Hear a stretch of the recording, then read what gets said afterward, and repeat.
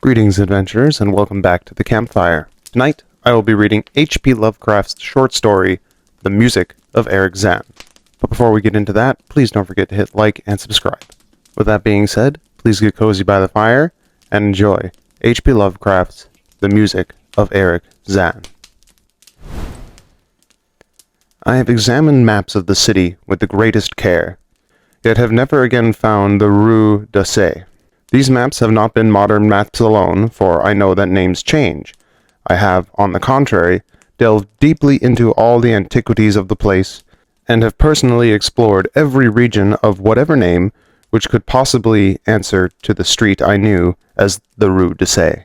But despite all I have done, it remains a humiliating fact that I cannot find the house, the street, or even the locality where, during the last months of my impoverished life as a student of metaphysics at the university, I heard the music of Erich Zann.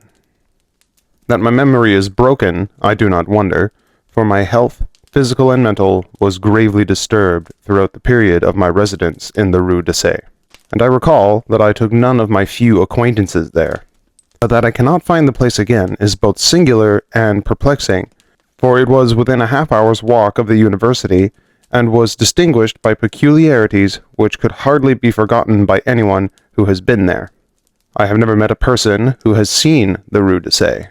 The Rue d'Assay lay across a dark river, bordered by precipitous brick, blear-windowed houses, and spanned by a ponderous bridge of dark stone.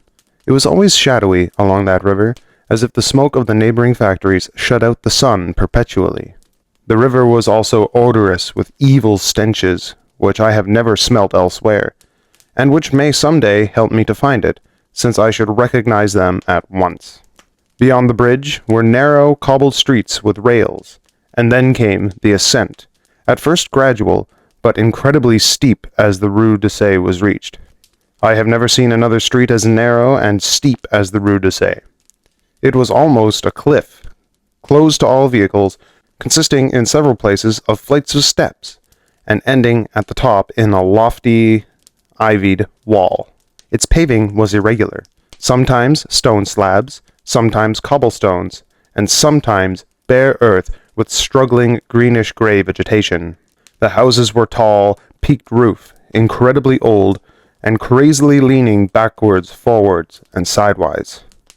Occasionally, an opposite pair, both leaning forwards, almost met across the street like an arch, and certainly they kept most of the light from the ground below. There were few overhead bridges from house to house across the street. The inhabitants of that street impressed me peculiarly. At first I thought it was because they were all silent and reticent, but I later decided it was because they were all very old. I do not know how I came to live on such a street, but I was not myself when I moved there. I had been living in many poor places, always evicted for want of money, until at last I came upon that tottering house in the Rue d'Assay, kept by the paralytic Blandot. It was the third house from the top of the street, and by far the tallest of them all. My room was on the 5th story, the only inhabited room there, since the house was almost empty.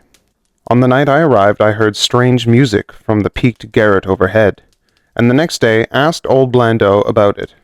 He told me it was an old German viol player, a strange dumb man who signed his name as Erich Zann, and who played evenings in a cheap theatre orchestra, adding that Zann's desire to play in the night after his return from the theatre was the reason that he had chosen this lofty and isolated garret room, whose single gable window was the only point on the street from which one could look over the terminating wall at the declivity and panorama beyond.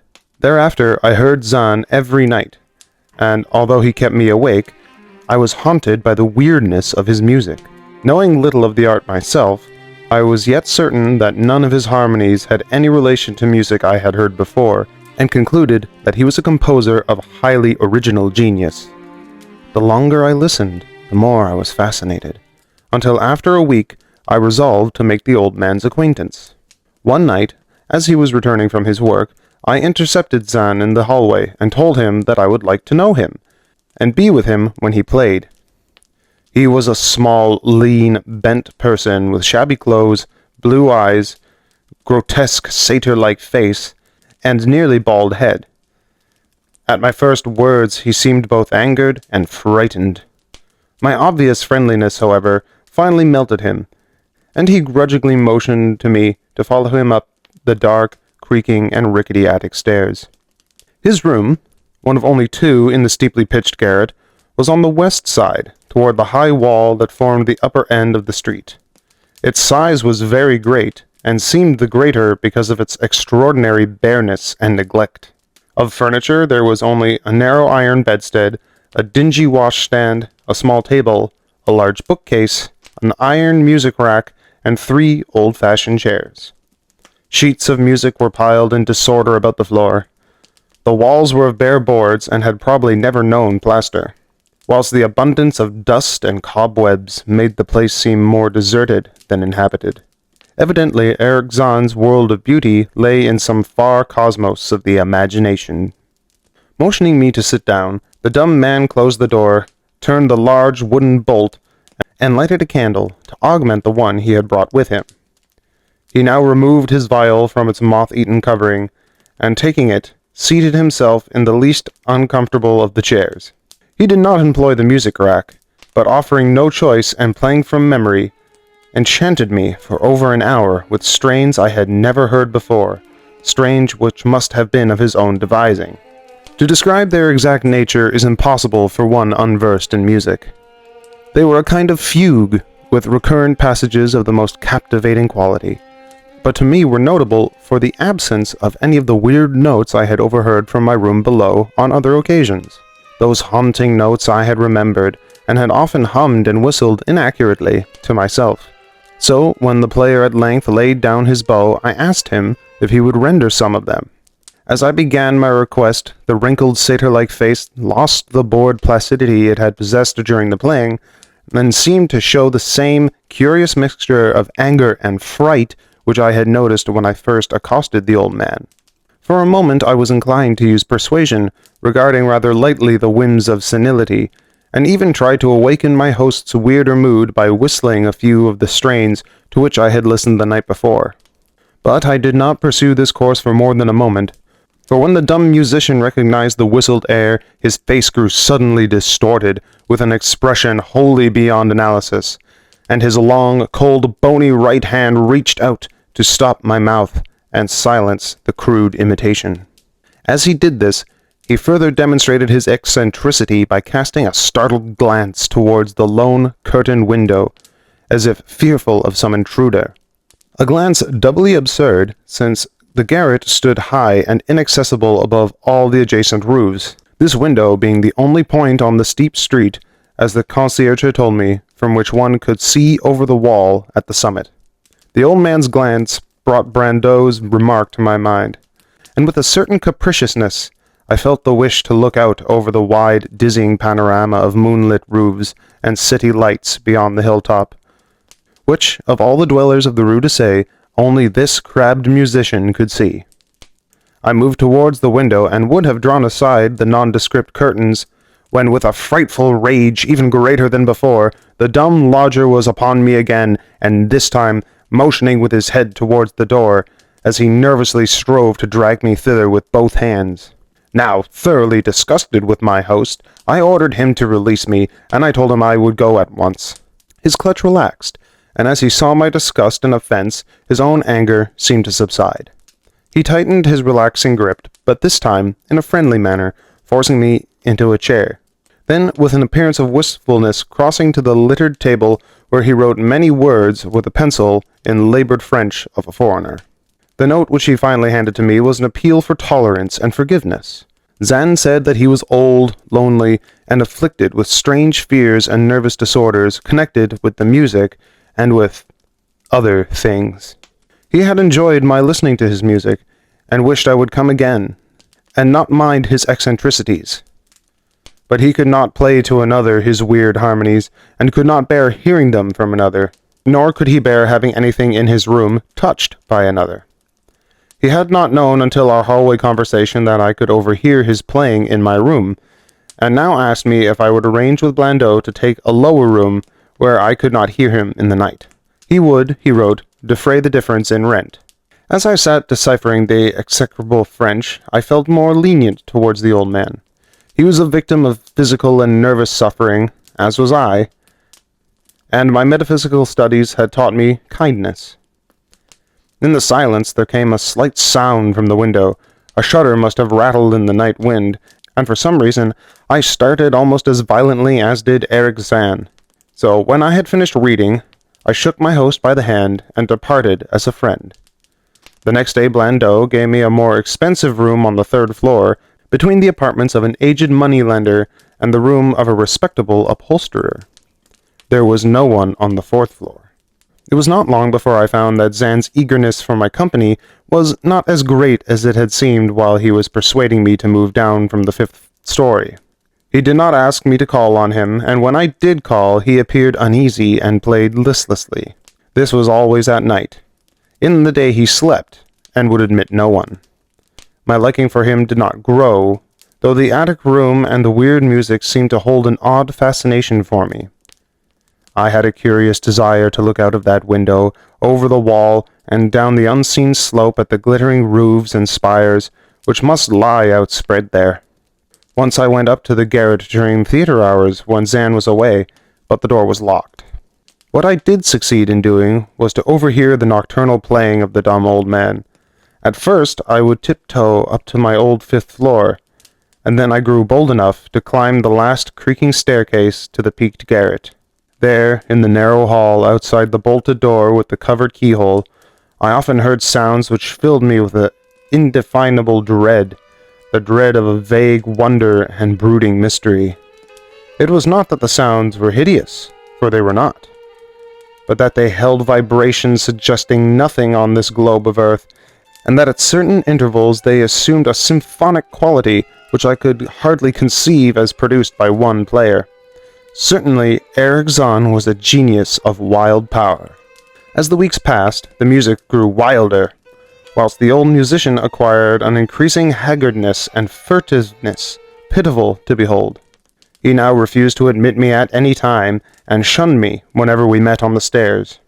Then one night I listened at the door, and I heard the shrieking viol swell into a chaotic babble of sound, a pandemonium which would have led me to doubt my own shaking sanity had there not come from behind that barred portal a piteous proof that the horror was real.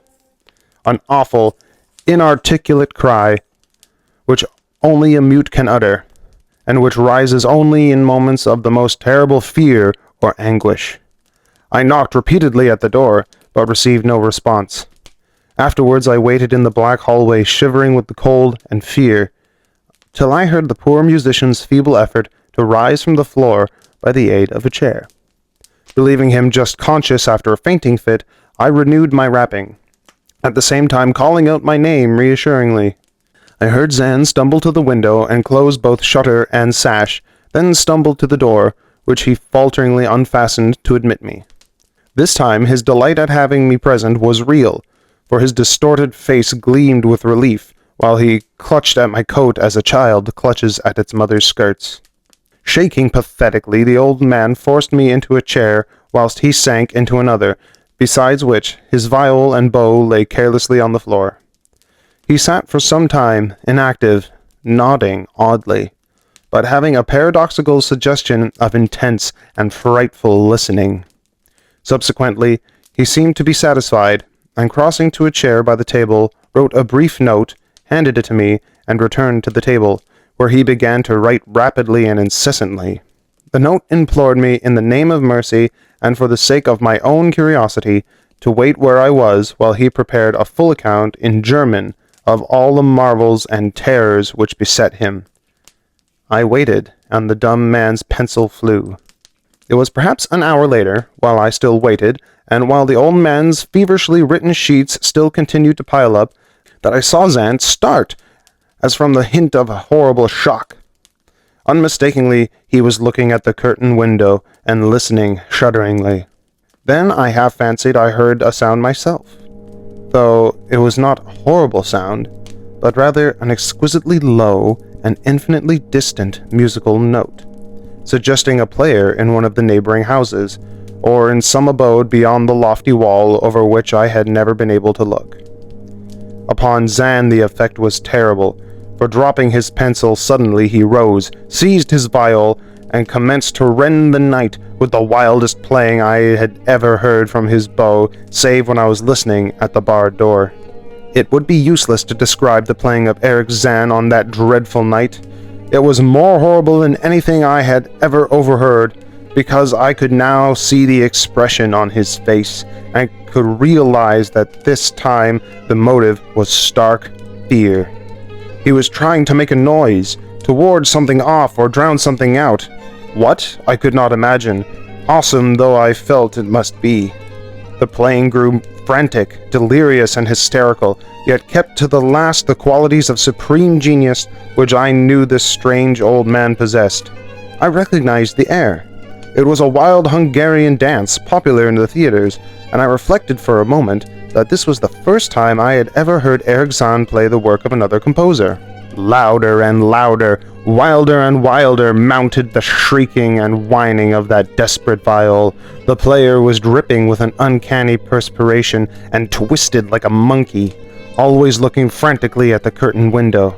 In his frenzied strains I could almost see shadowy satyrs and bacchanals dancing and whirling insanely through the seething abysses of clouds and smoke and lightning. And then I thought I heard a shriller, steadier note that was not from the viol, a calm, deliberate, purposeful, mocking note from far away in the west. At this juncture the shutter began to rattle in a howling night wind which had sprung up outside as if in answer to the mad playing within. Zann's screaming viol now outdid itself, emitting sounds I had never thought a viol could emit.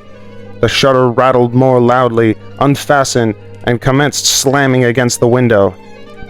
Then the glass broke shiveringly under the persistent impacts, and the chill wind rushed in, making the candles sputter and rustling the sheets of paper on the table where Zann had begun to write out his horrible secret. I looked at Zann and saw that he was past conscious observation. His blue eyes were bulging, glassy, and sightless, and the frantic playing had become a blind, mechanical, unrecognizable orgy that no pen could even suggest. A sudden gust, stronger than the others, caught up the manuscript and bore it towards the windows. I followed the flying sheets in desperation, but they were gone before I reached the demolished panes. Then I remembered my old wish to gaze from this window, the only window in the Rue d'Assay from which one might see the slope beyond the wall and the city outspread beneath. It was very dark, but the city's lights always burned, and I expected to see them there amidst the rain and the wind. Yet when I looked from the highest of all gable windows, looked while the candles sputtered and the insane viol howled in the night wind, I saw no city spread below, and no friendly knights gleaming from remembered streets, but only the blackness of space illimitable. Unimagined space alive with motion and music, and having no semblance of anything on earth. And as I stood there looking in terror, the wind blew out both the candles in that ancient peaked garret, leaving me in savage and impenetrable darkness, with chaos and pandemonium before me, and the demon madness of that night-baying viol behind me. I staggered back in the dark, without the means of striking a light, crashing against a table, overturning a chair, and finally groping my way to the place where the blackness screamed with shocking music. To save myself and Erich Zann, I could at least try, whatever the powers opposed to me. Once I thought some chill thing brushed me, and I screamed, but my scream could not be heard above the hideous viol. Suddenly, out of the blackness, the madly sawing bow struck me, and I knew I was close to the player. I felt ahead, touched the back of Zann's chair, and then found and shook his shoulder in an effort to bring him to his senses. He did not respond, and still the viol shrieked on without slackening. I moved my hand to his head, whose mechanical nodding I was able to stop, and shouted in his ear that we must both flee from the unknown things of the night. But he neither answered me, nor abated the frenzy of his unutterable music, while all through the garret strange currents of wind seemed to dance in the darkness and babble. When my hand touched his ear, I shuddered, though I knew not why, till I felt the still of the face, the ice-cold, stiffened, unbreathing face whose glassy eyes bulged uselessly into the void. And then, by some miracle finding the door, the large wooden bolt, I plunged wildly away from that glassy-eyed thing in the dark, and from the ghoulish howling of that accursed viol, whose fury increased even as I plunged. Leaping, floating, flying down those endless stairs through the dark house, racing mindlessly out into the narrow, steep, and ancient street of steps and tottering houses, clattering down steps and over cobbles to the lower streets and the putrid canyon-walled river, panting across the great dark bridge to the broader, healthier streets and boulevards we know. All these terrible impressions that linger with me, and I recall that there was no wind, and that the moon was out, and all the lights of the city twinkled. Despite my most careful searches and investigations, I have never since been able to find the Rue d'Assay. But I am not wholly sorry, either for this, or for the loss in undreamable abysses of the closely written sheets which alone could have explained the music of Erich Zann. I want to thank everyone at home for listening. If you enjoyed that, please don't forget to hit like and subscribe for more tales of horror from H.P. Lovecraft. If you want to support the channel and want early access to all my videos, consider becoming a channel member, or visiting my PayPal link in the description. I hope you're all drinking lots of water, doing lots of push-ups, and staying safe. Till next time.